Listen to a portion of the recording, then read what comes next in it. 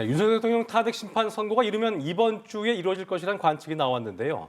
연합뉴스 TV 취재 결과 재판관 논의가 아직까지 마무리 단계에 이르지 못한 걸로 파악됐습니다. 네, 판결 시점 역시 미지수인데요. 헌재 취재기자 연결해서 자세히 알아보겠습니다. 이채영 기자.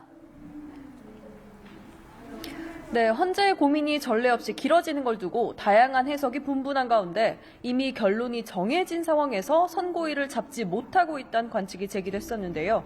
연합뉴스TV가 취재한 바로 헌법재판관들은 아직 윤 대통령의 탄핵 심판에 대한 구체적인 결론을 내리지 않은 것으로 파악됐습니다.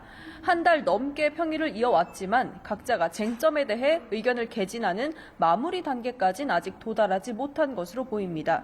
선고일이 예고되려면 인용이냐 기각이냐 표결을 진행하는 마지막 절차인 평결 절차에 들어가야 하는데 여기까지 이르지 못한 것으로 보이고 그 시점 역시 현재로선 미지수인 상황입니다.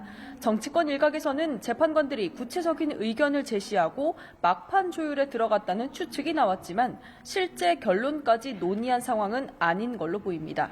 다만 TF 연구관들에 대한 보고서 수정 지시가 지난주부터는 소강 상태로 접어든 것으로 전해졌는데 재판관들이 각자 결론을 내리기 전 마지막 수기 단계에 접어든 것으로 분석됩니다. 네, 그럼 이번 주 판결까지 순조롭게 이루어지고 그래서 선고 기일까지 잡힐지가 관심인데요. 네, 헌법재판관들은 오늘 오전부터 평일을 열고 윤 대통령 탄핵 심판 사건을 논의하고 있습니다. 이번 주 막판 논의에 속도를 낸다면 선고일을 공지할 가능성도 배제할 수 없지만 평의가 순조롭게 이루어지지 못할 경우 판결이 이번 주를 넘길 수 있다는 예상도 나옵니다.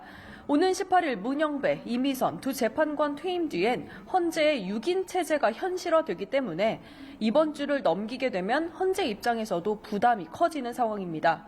이런 가운데 지난 금요일 우원식 국회의장이 마은혁 헌법재판관 후보자를 임명하지 않고 있는 게 헌법에 어긋난다며 한덕수 총리를 상대로 낸 권한쟁의 심판 사건 번호가 오늘 부여됐습니다.